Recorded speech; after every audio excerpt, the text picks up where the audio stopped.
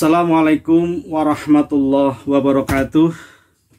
Saudara-saudara sekalian, pada kesempatan ini kita akan membahas tentang nilai-nilai ilmu pengetahuan.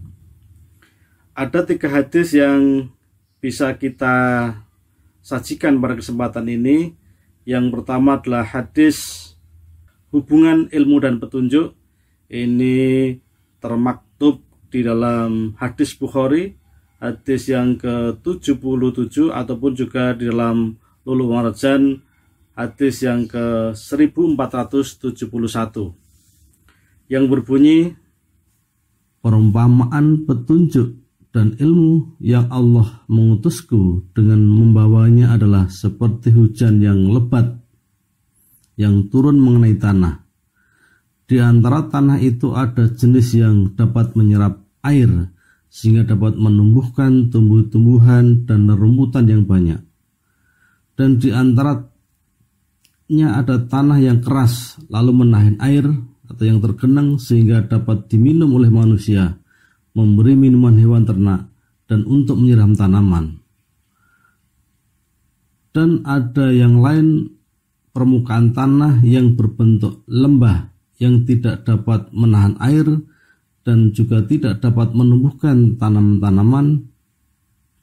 Perumpamaan itu adalah seperti orang yang faham agama Allah dan dapat memanfaatkannya. Apa yang aku diutus dengannya, dia mempelajari dan mengajarkan. Juga perumpamaan orang yang tidak dapat mengangkat derajat dan tidak menerima hidayah Allah dengan apa yang aku diutus dengannya. Berkata Abdullah Ishaq, dan di antara jenis tanah itu ada yang berbentuk lembah yang dapat menampung air hingga penuh, dan di antaranya ada padang sahara yang datar. Penjelasan hadis yang pertama adalah hubungan ilmu dan petunjuk. Ini digambarkan oleh Nabi sebagaimana air hujan yang turun dari langit ke tanah itu direspon oleh tanah dengan berbeda-beda respon. Ada 3 respon. Yang pertama adalah tanah yang ketika air hujan dari langit kemudian turun ke bumi, itu direspon oleh 3 tanah. Yang pertama adalah ketika air hujan yang lebat itu kemudian direspon oleh tanah yang subur, menyuburkan, maka menumbuhkan tumbuh-tumbuhan dan tanaman-tanaman yang menghasilkan buah-buahan ini sebagai rezeki manusia.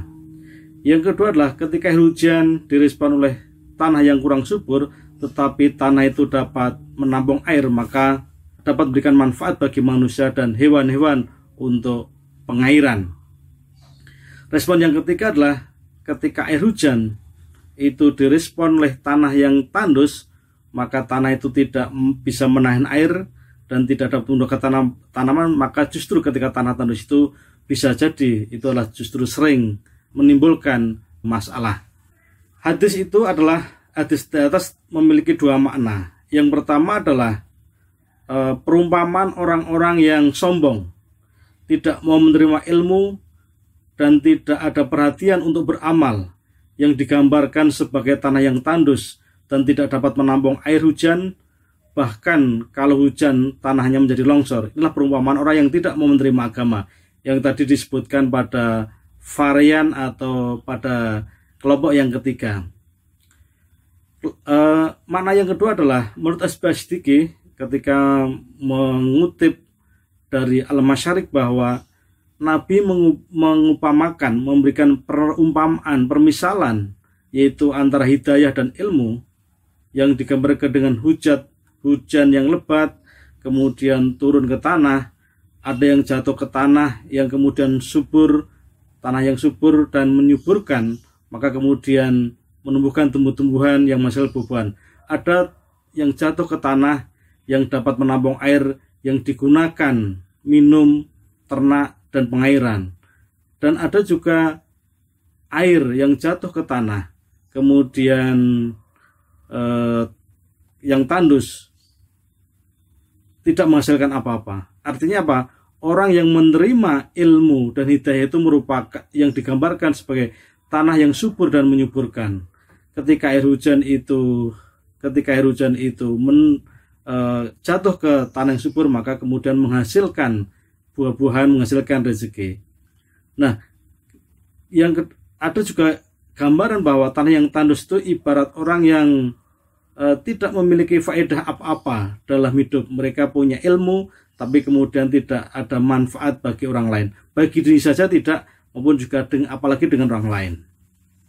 Ringkasnya, ada golongan yang ilmunya memberikan manfaat bagi sendiri dan orang lain. Ada golongan yang ilmunya tidak memberi manfaat diri sendiri, tapi memberikan manfaat orang lain. Dan ada golongan yang memiliki ilmu, tapi tidak memberikan manfaat dirinya kepada orang lain. Bahkan dirinya sendiri pun juga tidak memberikan manfaat. Itu yang digambarkan pada kelompok yang ketiga, adalah ketika air hujan turun ke tanah yang tandus, kemudian tidak memberikan manfaat apa-apa. Jadi hadis ini menyatakan bahwa keutamaan ilmu, yaitu menyatakan bahwa keutamaan ilmu, keutamaan mengajarkan ilmu, mengajarkan agama, dan larangan orang-orang yang berpaling dengan ilmu. Oleh sebab itu, maka setiap orang harus memiliki ilmu, dan sekaligus dengan ilmu itu memberikan petunjuk pada diri sendiri maupun juga kepada orang lain atau masyarakat. Kemudian hadis yang kedua, yaitu tentang ilmu pengetahuan sebagai sarana menuju jalan surga. Ini di dalam hadis Abu Dawud, hadis nomor 3157, dan juga di dalam Riyadhus Shalihin, hadis yang ke 1378 yang berbunyi, barang siapa meniti jalan untuk menuntut ilmu, maka Allah akan mempermudah jalannya ke surga. Sungguh para malaikat merendahkan sayapnya sebagai keridhaan kepada penuntut ilmu. Orang-orang yang berilmu akan dimintakan maaf oleh penduduk langit dan bumi, hingga ikan yang ada di dasar laut pun mereka ikut mendoakan. Kelebihan seorang alim dibanding ahli ibadah itu seperti keutamaan rembulan pada bulan purnama atas bintang-bintang. Para ulama adalah pewaris para nabi, dan para nabi tidak mewariskan dinar atau dirham. Mereka hanyalah mewariskan ilmu. Barang siapa mengambilnya, maka ia telah mengambil bagian yang banyak. Hadis ini memberikan 3 informasi kepada kita. Yang pertama adalah orang yang menuntut ilmu atau orang yang meniti jalan ilmu, maka akan dimudahkan jalan ke surga. Yang kedua adalah orang yang menuntut ilmu dalam perjalanannya itu akan selalu dilindungi oleh malaikat. Begitu juga malaikat bersama ciptaan Allah yang ada di langit maupun ada yang di bumi, mereka selalu memintakan ampun kepada Allah.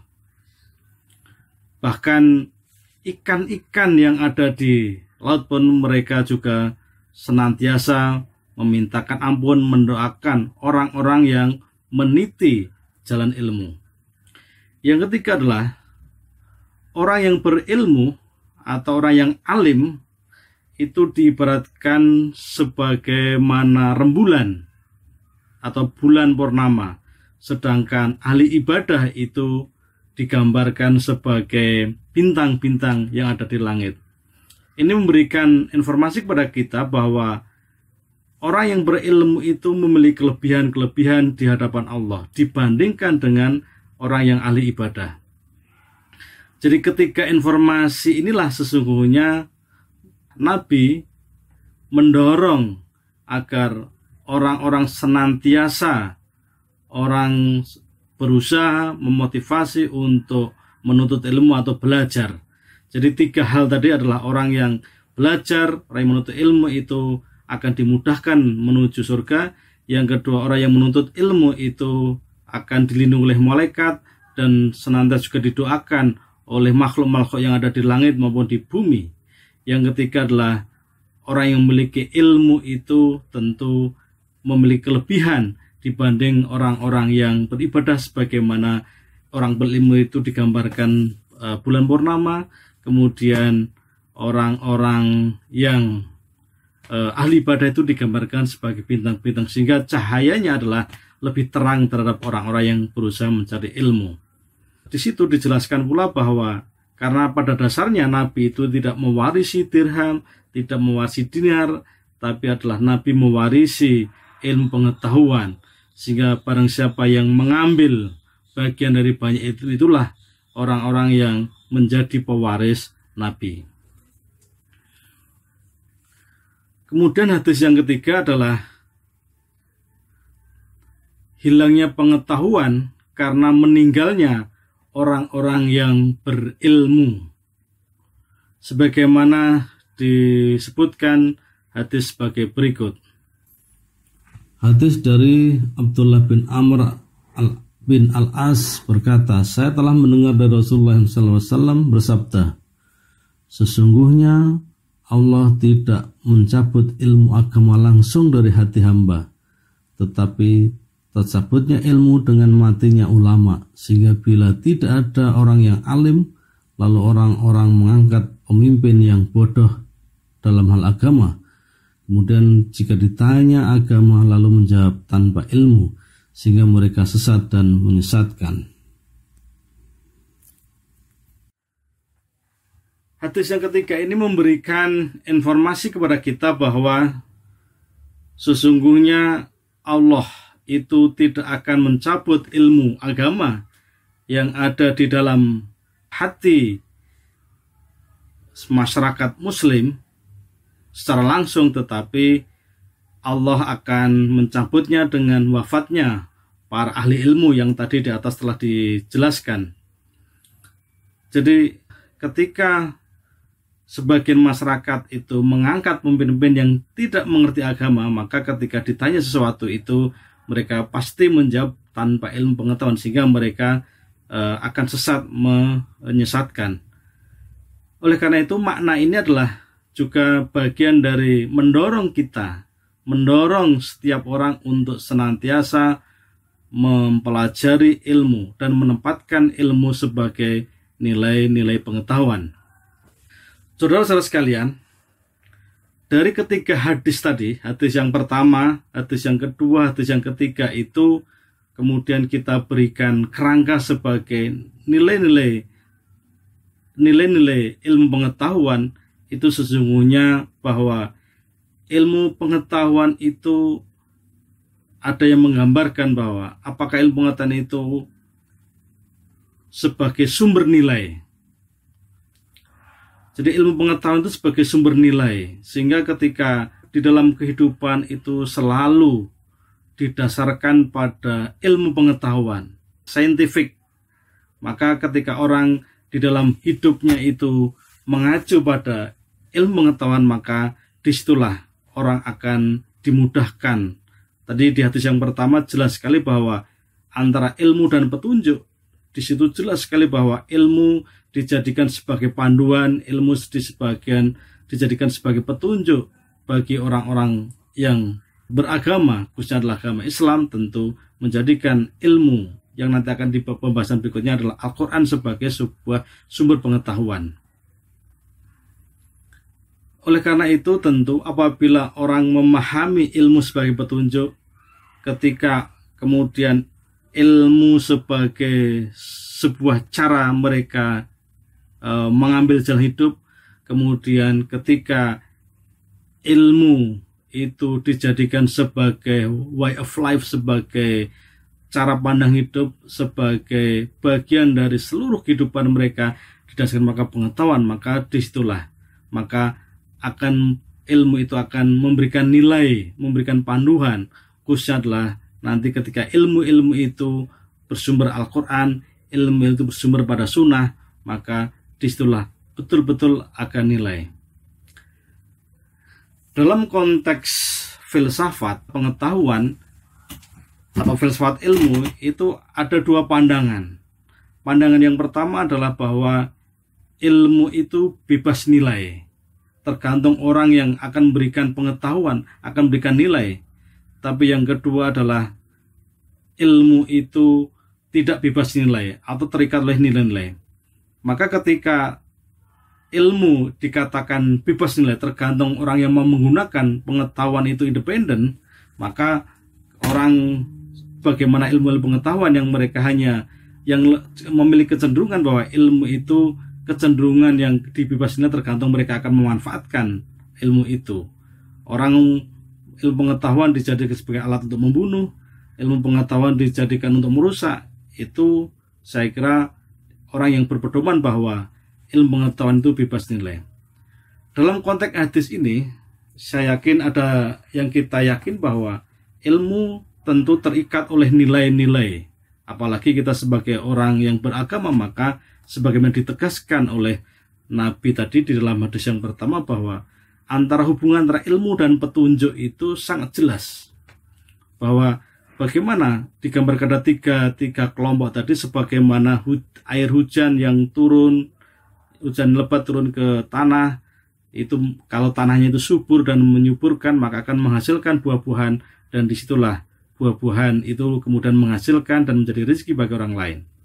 Tapi juga ketika ilmu itu difahami, atau seperti hujan yang turun ke tanah yang tanah itu tanah cekung, mereka bisa menampung dan bisa memberikan air, itu juga saya kira juga bisa memberikan manfaat.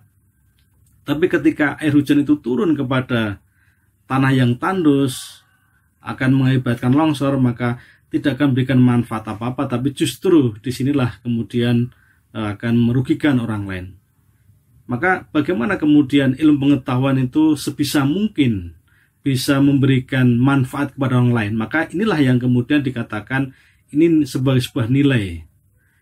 Jadi ada nilainya, artinya orang belajar ilmu kemudian manfaat bagi diri kita sendiri maupun juga bermanfaat kepada orang lain. Inilah yang kemudian dikatakan ilmu pengetahuan sebagai nilai.